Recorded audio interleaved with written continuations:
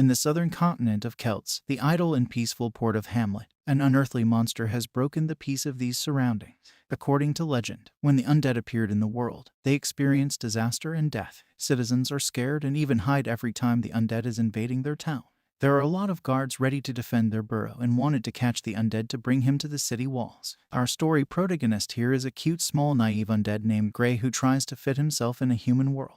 At that moment, a purple cat spots Gray as he hides at the rear of the drum. When Gray turned back, the cat was yowling in terror, so Gray covered his mouth to prevent being caught. Gray is staring at the cat, and he recognizes it as a ghost that has possessed a cat. Don't be so surprised. There are many animals in this world that are possessed by ghosts. A skeleton frame like you strutting down the road is a real rarity. You're not out on the ground for the first time, are you? Said the cat, which causes Gray to be shocked by how the cat predicted it.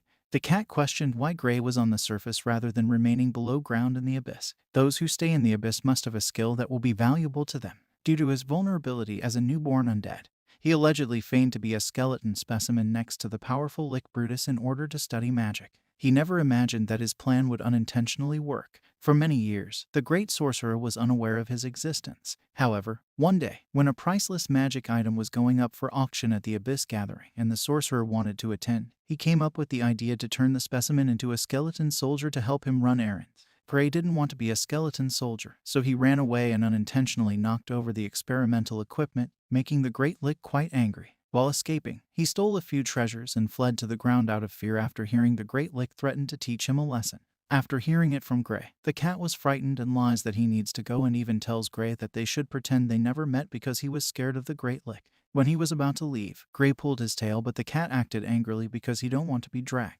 Gray wondered why he was targeted by a human when he did not interact with humans at all. You don't understand, you're an undead. Do you know what it means to be undead? The cat shouted. The undead is synonymous with calamity and death for humans, and according to the cat, people will hold the undead down as a source of disaster. Gray asked the cat why he's not been targeted by humans if he is also an undead creature. The cat explained that he possesses the perfect creature that combines good manners and elegance, so humans serve him well that even the girls use their chests to make pillows for him. According to him, he is the master of the human race. Gray feels sad as he doesn't understand what it means to be a perfect creature like the cat experienced. In the middle of their discussion, Gray saw someone coming from the gate. She's Iron Berbera, a lovely girl with white hair and blue eyes. Iron is a member of the royal family and she visited Port Hamlet. When she looks around, she thinks that this city is a bit strange because every house was closed. The guard of Port Hamlet apologizes and informed her that they are searching for the undead that has unfiltered the port. Iron was curious, but her guard interrupted her to say that they have some errands to do, so she decided to proceed with their destination. After seeing it, Gray wondered why those people were so respected, and the cat answered that they are knights, the embodiment of justice and light. The cat also explains that anytime a knight emerges, people will instinctively gather around them since they defend common people and offer peace and stability to people's lives. The cat advised him that he should go back to the underground because he has someplace there to hide, but Gray refused to do so, and he swore, "I, Gray the Lich, hereby swear that I will become a respectable knight." The cat was startled by what he heard, so he told Gray to repeat what he said, and Gray said the same thing. "You're a Lich who's afraid of humans, and you want to be a knight. Do not get me involved if you are sick in the head," the cat stated angrily. When sundown, Gray and the cat are still together. Gray showed the cat a suit of armor, but the cat warned him that it is impossible for him to become a knight, even if he steals the equipment from the armory. Gray displayed a book named The Knight's Guide to Success, and he believed that by using it, he might become a knight without much difficulty. The cat was annoyed at he suddenly bite the book and ordered Gray to put him down. The cat said that relying on books of this nature won't help one become a knight and will therefore be useless. As Gray questioned why, the cat yelled that a horse is necessary to be a knight. Gray understands everything, so he employed magic to summon an awakened one. Gray concentrated and called the horse Great Tanitos, despite the cat being oblivious to what he was trying to achieve. The skeleton horse has come to life and is making a lot of noise as he tries to comprehend things. The army is already coming, so they need to hide. Count Caspar, the Lord of Port Hamlet, was present at the same moment at his castle. Iron Berbera, the Duchess of Becher, is arriving. As soon as she entered the castle, his uncle Caspar greeted her and Iron did so in return. "My son is lucky to have a wife like you," Caspar stated, which makes Iron wonder what he means. Caspar invited Iron to mainly arrange a marriage with his son. Iron feels annoyed and she says it's impossible. Instead of talking about the marriage, Iron asked for some thoughts on how Caspar can help her inherit the title of the Becher family. Caspar doesn't want to help her, and he even includes Iron's brother in their conversation. Iron was mad because she believes his father never had a son. Enough, Iron. The king has declared him to be what he is, Caspar stated angrily, and he advised Iron that she should only keep her mother's property and give up her Becher name in order to marry his son, and that she shouldn't turn against it.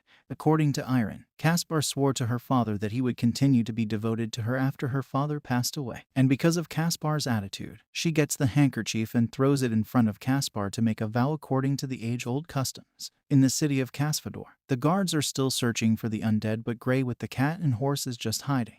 The cat is annoyed and wanted Grey to let him go. "Aren't you going to help me become a knight?" Grey stated, since it is impossible for a Lich to be a knight. The cat furiously claimed that he never pledged to assist Grey in becoming a knight. Grey and the horse prepare a set of armor, and for Grey, it's not impossible for a Lich to become a knight because it's not mentioned in the book. The cat doesn't believe Grey and just wanted to possess another body, so Grey offered to turn him into an undead so he never feels tired after it.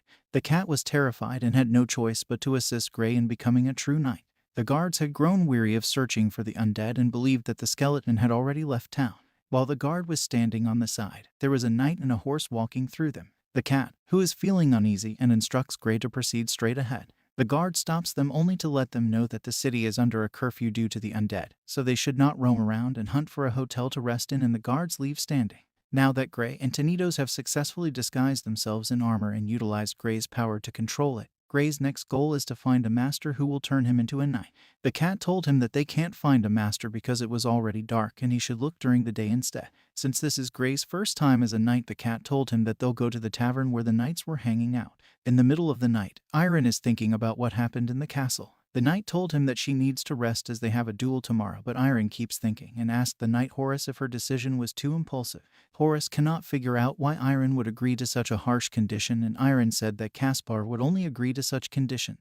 Horus was mad and informed Iron that they can escort her out of Port Hamlet. According to Iron, from the moment the king wanted to illegally seize the Becher family's territory, they had no choice but to ask Caspar's troops to support them. In addition, Horus stated that Caspar had ordered a turn-based conflict between their knights and Caspar's knights, and they only brought 20 knights, so there was no way they can win by fighting in numbers. Iron ordered to hire the people in a renowned mercenary group near Port Hamlet. They might succeed if they adopt effective strategies and leverage their advantages to attack their weaknesses. All you need to do is trust the Lord you have chosen, Iron said while she swore in the name of Becher. Going back to Grey and his two companions, they now arrive at the tavern. The cat told him to order a glass of wine and a fish because he was starving and needed to be fed. The attendant welcomed them after they had already entered. Some individuals were curious about him and wanted to include him in their gang, but their boss named Paz won't let them unless Grey can convince him of his value. Grey was thrilled for hearing the attendant calling him Mr. Knight. The cat asked if Grey have some money, but Grey answered that he only has one from the Great Lich's treasure house. The cat was disappointed after hearing it, so Grey suggests that they can get money in front of them by gambling. Grey really sat down at the table and has been winning a series of games in a row, so the cat advised him to lose a few games because people were gossiping about his consistently undefeated, and Grey wondered why. Suddenly, there's a man who challenges him to play a few games with him alone, and it should be 10 silver coins at a time. After hearing it, the cat told him to not accept the challenge to avoid big trouble with the people. Grey was hard-headed and did not listen to the cat because he was confident that he won't lose the game. After the gambling ends, Grey made a lot of money. In the world of liches and ghosts, the probability is foundational knowledge, so he thinks that those people were too mindless. The cat explained that in the human world, it's not good to win all the time, and the cat was right. When they're about to leave, those gamblers block them and they think that Grey is cheated, so they ordered Grey to leave all his earnings or he will be beaten by these men. "See, this is what happens when you cheat," the cat proclaimed. Grey is a different person now and he believes Tanitos can help him with this fight. The cat doesn't trust Tanitos because